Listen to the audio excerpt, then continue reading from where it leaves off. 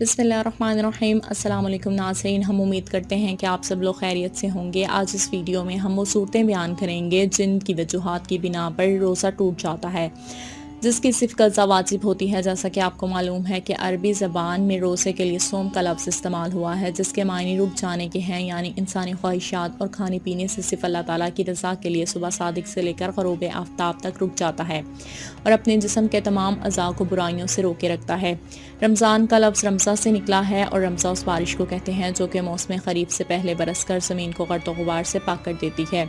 मुसलमानों के लिए महीना अल्लाह ताला की तरफ से रहमत की बारिश का है, जिसके बरसने से मोमिनों के गुनाह धुल जाते हैं।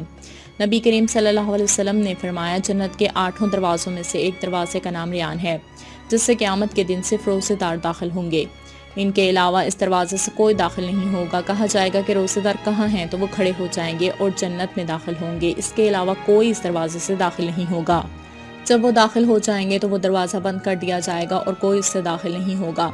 हज़रत अबू हुरैरा से रवायत है कि रसूल सल्लल्लाहु अलैहि वसल्लम ने इरशाद फरमाया कि जब रमज़ान की पहली रात होती है तो शयातीन और सरकश जिन्नात को कैद कर दिया जाता है और दोज़ख के सारे दरवाजे बंद कर दिए जाते हैं।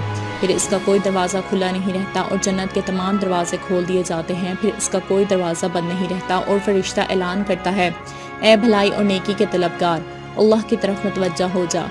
ए बुराई का इरादा रखने वाले, बुराई से बास आ जा, क्योंकि अल्लाह ताला इस माह मुबारक के वसीले से लोगों को जहन्नम की आग से आज़ाद करता है और हो सकता है कि तू भी उन लोगों में शामिल हो जाए। ये ऐलान रमज़ान की हर रात होता है। नाज़रीन, अगर आप हमारे चैनल पर न्यू हैं तो सबसे पहले हमारा चैनल सब्सक्राइब कर लें और साथ में बेल आइकन को दबा दें ताकि हमारी हर नई आने वाली वीडियो आप तक पहुंच सके। आज इस वीडियो में हम वो सूरतें बयान करेंगे जिनकी वजूहात की बिना पर रोज़ा टूट जाता है, जिसकी सिर्फ कज़ा वाजिब होती है। लेकिन इससे पहले आपको रमज़ान की फजीलत और अहमियत के बारे में बताते चलें कि रमज़ानुल मुबारक का महीना इस्लामी महीनों में 9वां महीना है। कुरान और हदीस में इस महीने को ख़ास अहमियत हासिल है। रमज़ानुल मुबारक ही वो महीना है जिसका ज़िक्र कुरान मजीद में किया गया है। इरशाद रब्बानी है कि रमज़ान के महीने में कुरान मजीद नासिल किया गया। सूरह बकरा 551 आयत नंबर। इस महीने में एक रात लैलतुल क़द्र ऐसी आती है जो हज़ारों रातों से अफजल है। सूरह क़द्र आयत नंबर 3। हज़रत सलमान रज़ियल्लाहु तआला अन्हा से रवायत है कि नबी करीम सल्लल्लाहु अलैहि वसल्लम ने शबान की आखिरी तारीख को फरमाया, तुम्हारे ऊपर एक महीना आ रहा है जो बड़ा मुबारक महीना है। इसमें एक रात है जो हज़ारों रातों से बेहतर है। अल्लाह ताला ने इस माह के रोज़ों को फ़र्ज़ फरमाया है और इसमें रात के क़याम को सवाब का ज़रिया बनाया है। इस बाबरकत महीने में अल्लाह ताला की तरफ से बरकतों और रहमतों का नज़ूल होता है। यह महीना लोगों के साथ गमख्वारी का महीना है। इस महीने में रिज़्क़ बढ़ा दिया जाता है। इस महीने की बरकतों का अंदाज़ा आप इस बात से लगा सकते हैं कि इस महीने में तमाम शयातीन और जिन्नात को कैद कर दिया जाता है। जन्नत के तमाम दरवाजे खोल दिए जाते हैं और दोज़ख के तमाम दरवाजे बंद कर दिए जाते हैं। इमाम मालिक रहमतुल्लाह फरमाते हैं कि उन्होंने बाज़ उलमा से ये बात सुनी है कि रसूल सल्लल्लाहु अलैहि वसल्लम को आपसे पहले लोगों की उम्रें दिखाई गई तो आपको ऐसा महसूस हुआ कि आपकी उम्मत की उम्रें इनसे कम हैं। इस वजह से वो लोगों से अमल में पीछे रह जाएगी जिनकी उम्रें लंबी दी गई हैं। तो अल्लाह ताला ने इसका अज़ाला इस तरह फरमा दिया कि उम्मत मोहम्मदिया के लिए लैलतुल क़द्र अता फरमा दी।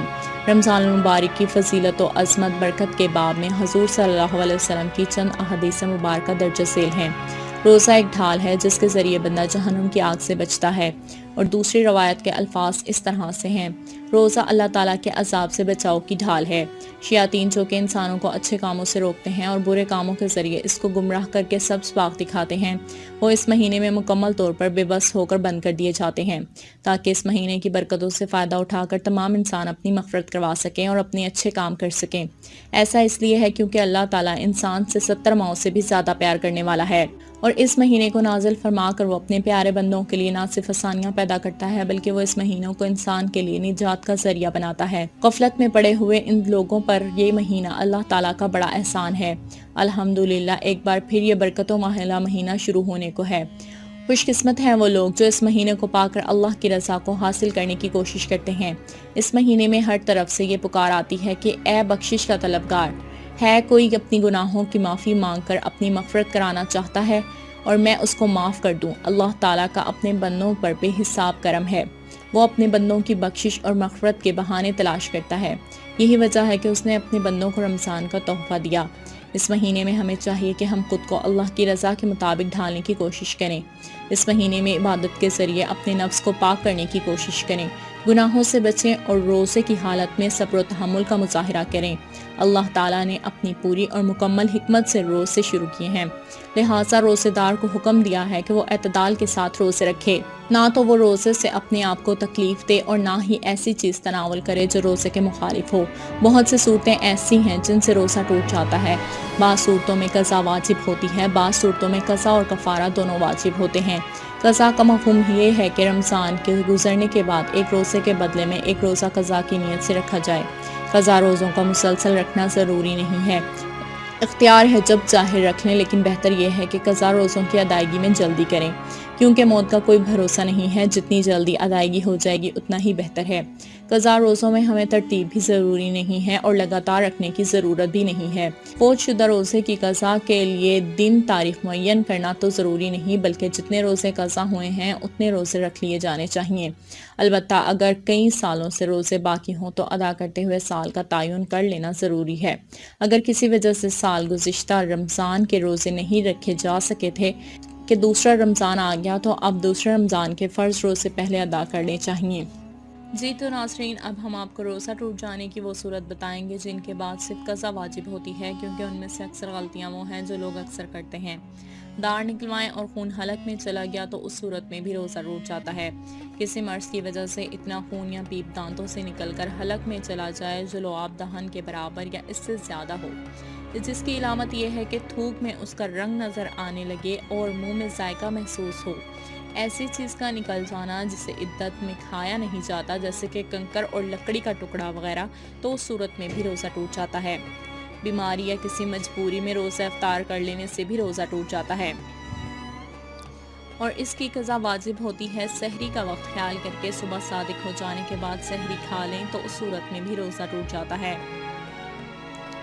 یہ سمجھ کے کہ آفتاب غروب ہو گیا ہے اور افطار کر لینا، ایسی صورت میں بھی روزہ ٹوٹ جاتا ہے اور اس کی قضا واجب ہوتی ہے۔ روزے دار وضو کرتے ہوئے یا نہاتے ہوئے حلق میں پانی چلا جائے، ایسی صورت میں بھی روزہ ٹوٹ جاتا ہے۔ نبی کریم صلی اللہ علیہ وسلم نے فرمایا، ناک کے اندر پانی چڑھانے میں مبالغہ کرو، لیکن روزے کی حالت میں ایسا نہ کریں۔